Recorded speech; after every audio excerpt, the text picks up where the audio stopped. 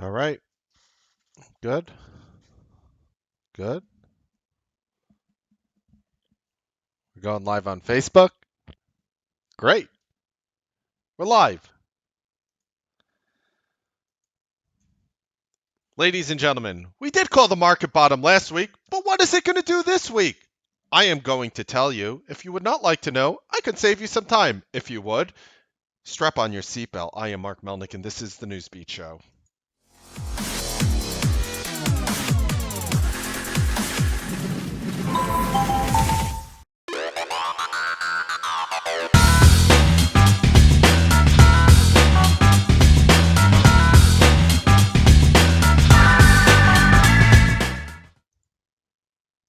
Good evening, ladies and gentlemen. Welcome to the Newsbeat Show. So, yeah, I am dropping a little bit of packets here. Okay, that should be good. You guys still hear me? I'm still good. I'm still live. Still live in there. You guys still see me? I'm good. I'm good. Okay, so we did call the market bottom last week, and I'm not here to bathe in the magnificence and the glory of the call out. It was again a very, very nice call out, but I'm here to tell you what I feel is going to happen next week. So, as you guys know, I was again opening up more positions right here, and we post all the links with Apple and the Facebook and the triple Qs buying 338 on June 3rd, and buying and saying opening up more between 350 and 4. Stay tuned. And you could just see that was at the end of this day right down here. Um, the most accurate bottom call right now. I mean, nobody out there has made a call. There are no videos that are time stamped the way we did it. And when we called it, no video was there before us. We did it on Sunday, June 2nd. You could watch the Newsbeat show where it says the bottom is in. But now, with that beautiful thing being said, they like to say on Wall Street, you're only as good as your next call, Mr. Melnick. And I'm like, no, I'm not. That is such BS. I am as good as my next 100 calls, is what I am. Is You can never base thing on one call. Yes, it's nice to nail the bottom of the entire market with the biggest market jump in Q history. There was never a market jump on a closing day between Monday and Friday. That was actually the largest gains we've had. Isn't that funny? One of the things that no other technical somebody who does technical analysis, one thing that you have probably not heard, and I have not heard because I haven't seen anyone mention it, is the fact that the Qs did something very cool. So hold on one second. Just want to take you to it. Okay. So right here on the triple Qs, you could see that we put in a bullish engulfing bar on the weekly with elevated volume bottoming out. Now you might say, well, we've done that before, right? You know what that is? That's not a peace sign only. That's the number two. We have done it 2 times in the last 20 years. Never like this before, and I'll explain the difference. We are doing something in the market that we have not done.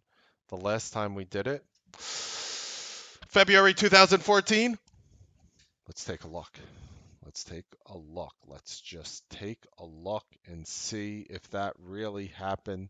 If Melnick's memory serves him correct, did that really happen on February 2014? And no, yes. Am I wrong? Huh? Oh yeah, yeah, I'm right, right over here. So you could just see right over here. I'm just zooming in on it for you so you could see it. It's oh God, right over here. So you put in a bullish engulfing bar right here off of a bottom. And what you did is you proceeded to rally them. This is a weekly of the triple Qs. Please keep that in mind. Each bar represents 5 trading days.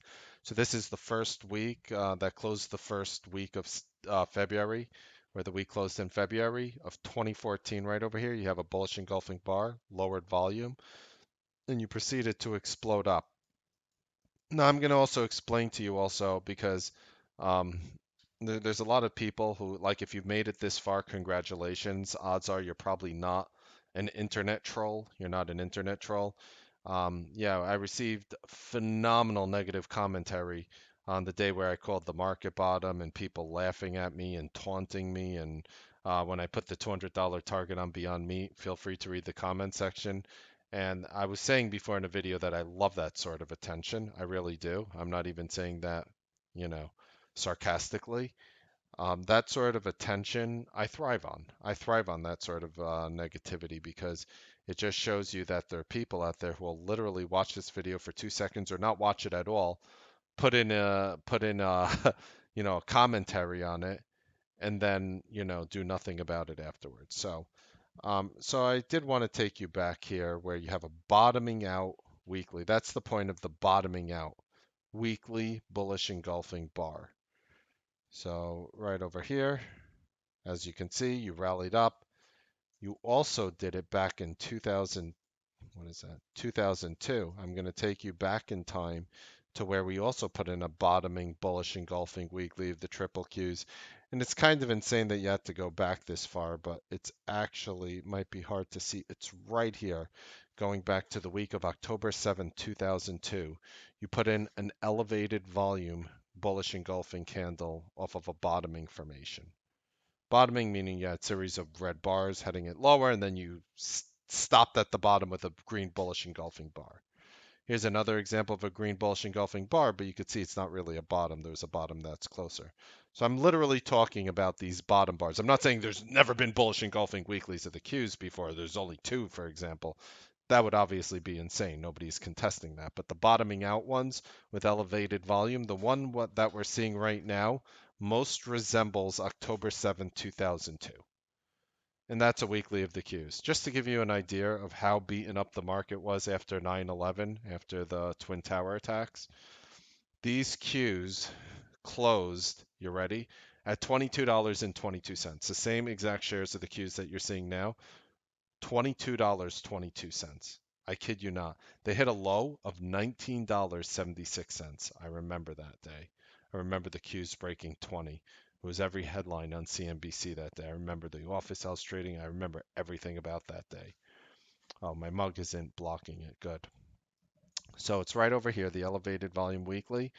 So when we closed at $22.22, in the next 6 weeks, we went as high as 29.70.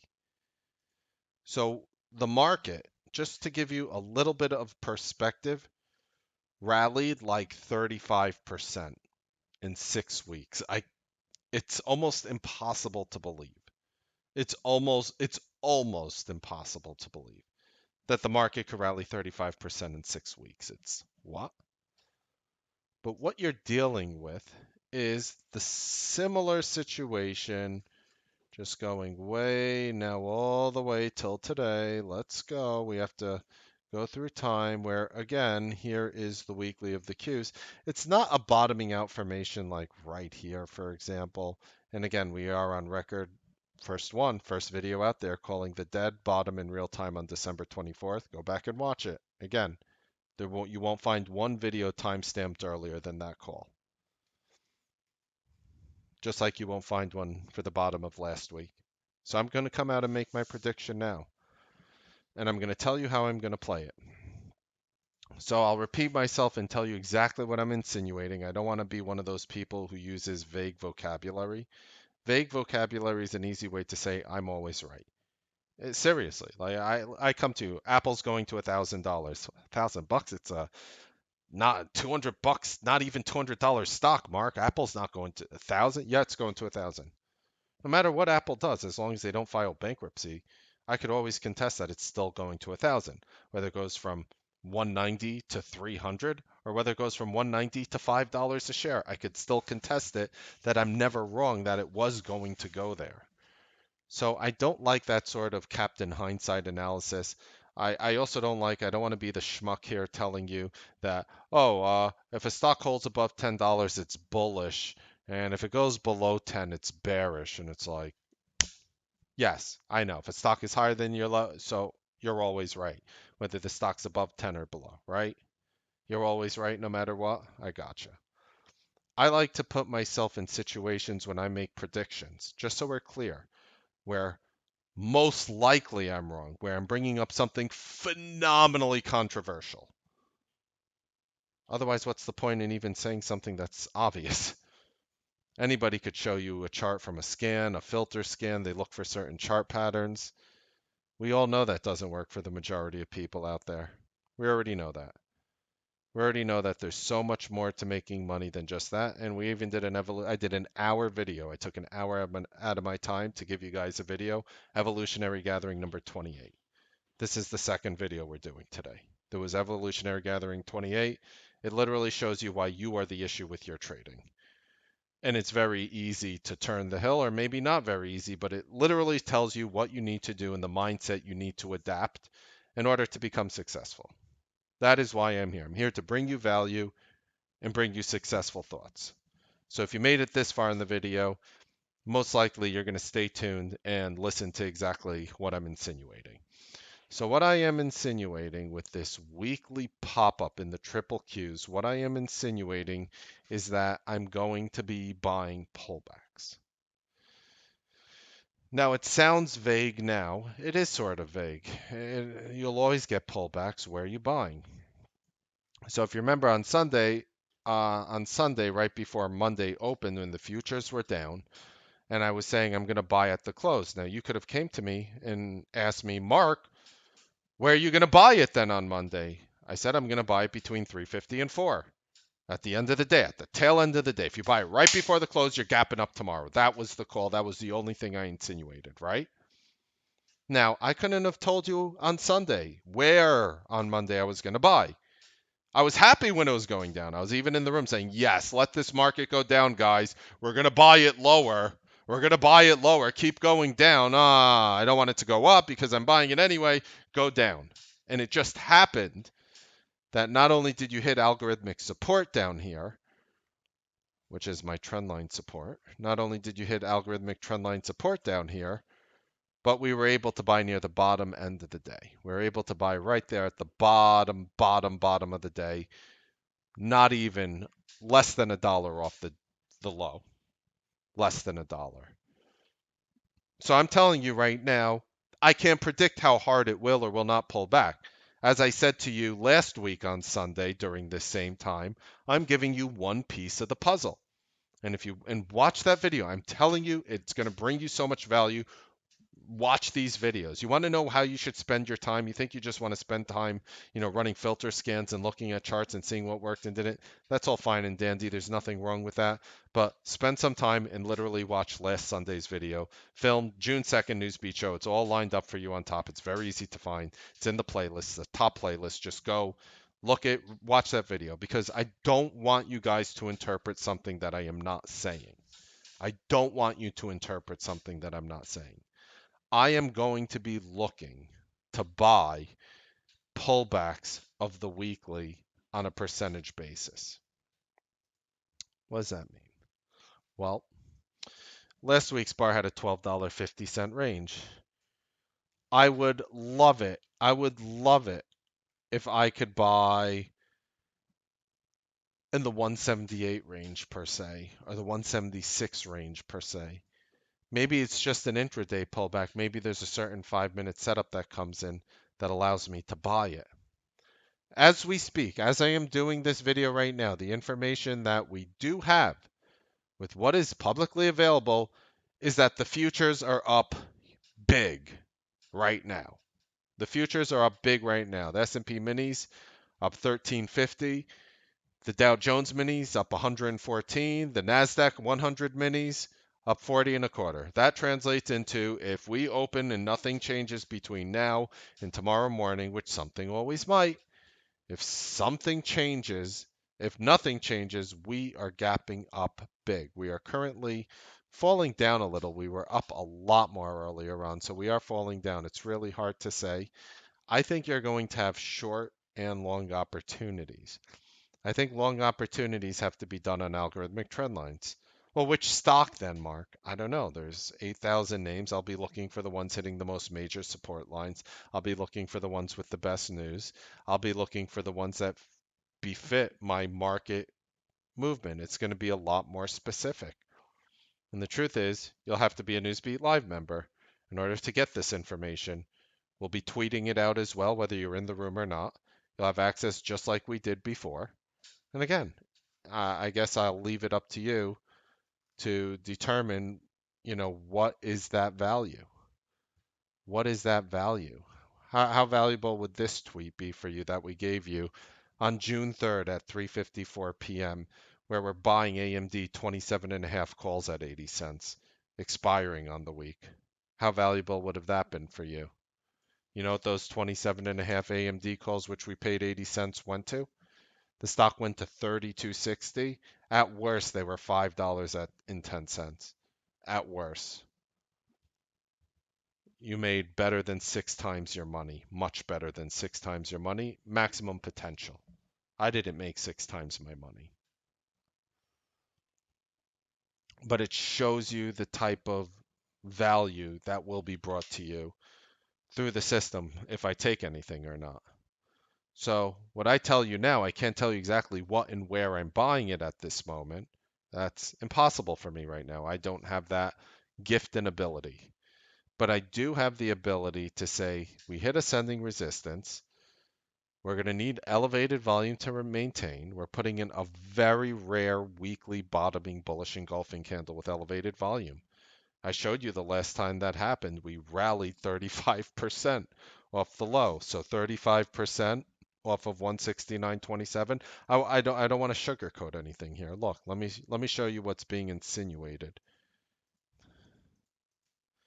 On an approximate level, that could represent a $59 move off of 169. That represents a move to $228 on the triple Qs. That is well beyond anything remotely that anybody is thinking about right now. The all-time high is 191.32. Now, that level of 35%, I'm not going to say that's going to happen in 6 weeks. Probably not.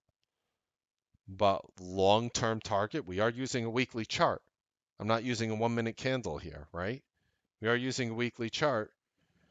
This market could go back to 220. Back to first time ever. Let's make it easier. The Qs could go through $200. How's that? Let's take it down a tad because I can't really put a projection on the time frame of the 220. The 200 probably months short of something geopolitically disastrous happening, which is an extremely high risk. So what I'm going to look to do is look for certain weekly breakouts because when you break out on a weekly, you've been tending to hold above it. Watch. Right over here on the weekly. Break above it, you hold. Break above it, hold. Break above it, hold. Don't break above it. Break above it, hold. Break above it, held above the close, above the close, above the close, above the close. Here's the first time it didn't work. From recent, of course. So here's another bullish engulfing weekly in the Q. It's not really a bottoming out bar, which I was aiming for. You headed higher. So just to show you on these, I think there was one where it didn't happen. A lot of these times that the Qs put in a weekly bullish engulfing bar, meaning you broke the prior week's low and high and closed above it. You could see right here was a very weak bullish engulfing bar with lower volume held above and pulled in. That one looks less effective. I really want to focus on the high volume ones because I think that's more of a more accurate point. Like so even like right over here you elevated in volume back in November 15 and then you plummeted. But the thing is that was a topping out bullish engulfing bar. See that? That's the thing. So again, you really want to look for those bars which um, just really held up well and with elevated volume. Here's one right here. It actually broke by a couple cents in elevated volume. You opened up lower actually and then pushed higher. It could be more of a grind formation that takes a few months. I don't want to put a time frame on the $200 prediction. For me, that's not even an important prediction. I'm not going to make money on that prediction. What I will make money on is trying to bottom scoop this market as it pulls back on this bullish engulfing bar. And depending on the day and the time it hits, that will be the level. I mean, I could give you the answer. I'm going to buy an algorithmic support on an algo buster reversal strategy on the triple Qs, which is inevitable. It's just a matter of when, not if. Does it happen next week? Maybe not. Maybe yes. If it does, I will be buying and I will be taking size again. I could throw between 5 and 10,000 of options, and if it hits the right level that I like, I could throw 30, 40,000 in options at a play like that. It's just a matter of how it hits. This is an extremely once in a lifetime event that what you saw. Yes, I'm very happy that we were buying at the bottom. We are the same people who were buying at the dead bottom last week. And I'm the same person telling you now that if we get a pullback, this is exactly where I want to hit the market. Don't take all this geopolitical BS into consideration. Oh, and I also got destroyed on the Beyond Burger $200 target. I gave it to you guys on Thursday evening after the stock gapped up on earnings when it was trading between 116 and 117. Since that call, the stock went 32, 33 points higher on Friday since the $200 call that we made on Beyond Meat. Again, kind of funny. Honestly, I appreciate the trolling, but I wish if people disagreed with me, they actually gave me reasons other than I'm just wrong and they don't like the way my feet smell. I think that would be a lot more constructive. And either way, I mean, you're obviously like a bunch of extremely angry traders, and traders like you do not make money ever.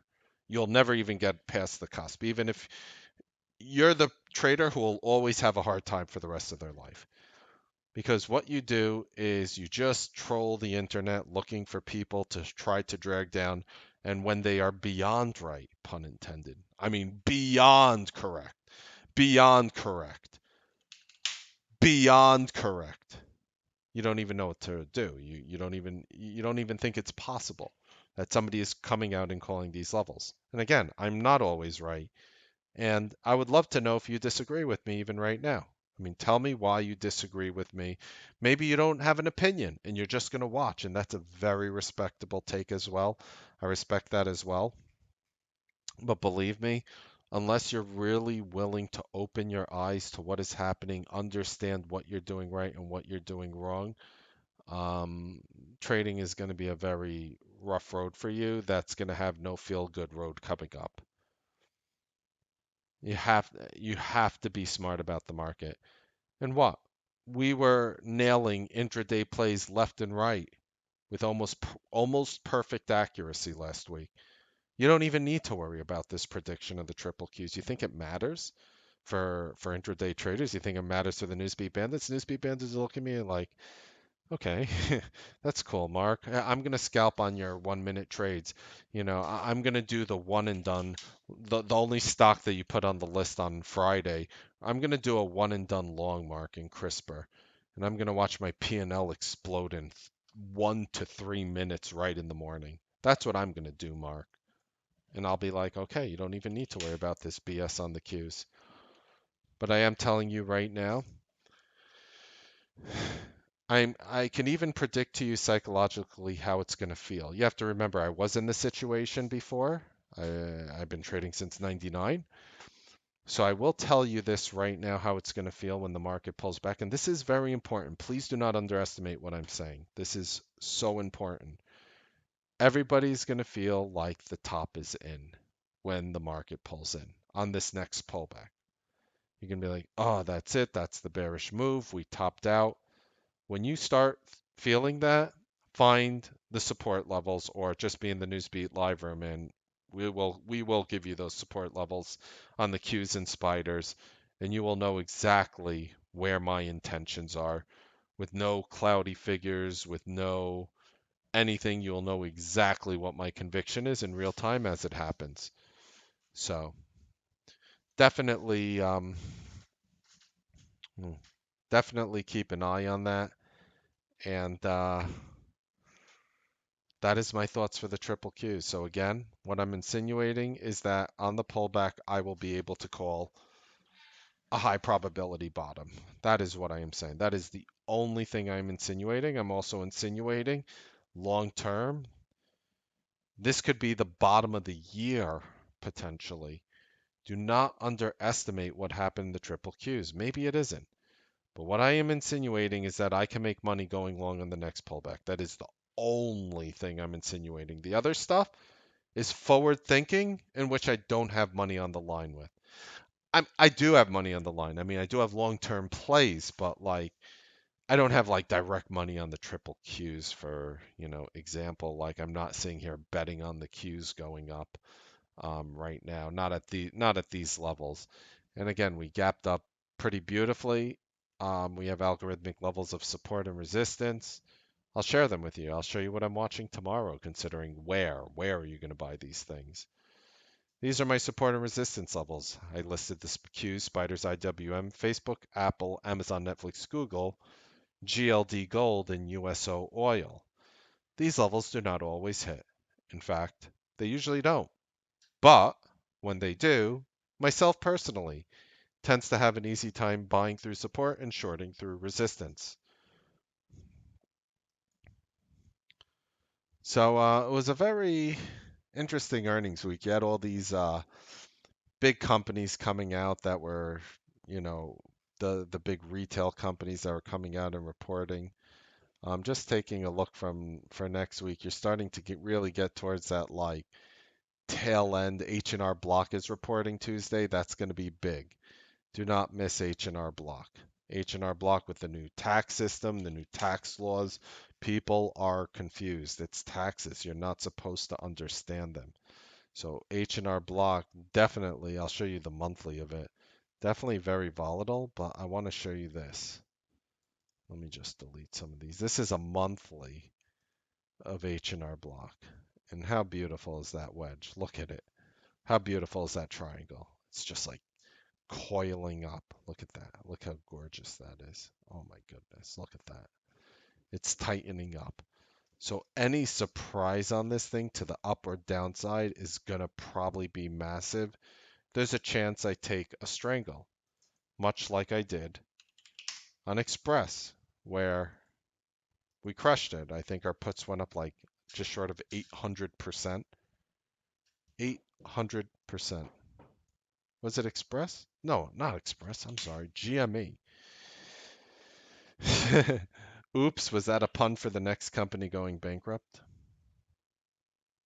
Is Lulu reporting? That'll be interesting. So we have H&R Block on Tuesday. And again, in the Newsbeat live room, you get to see if I play or ignore these names.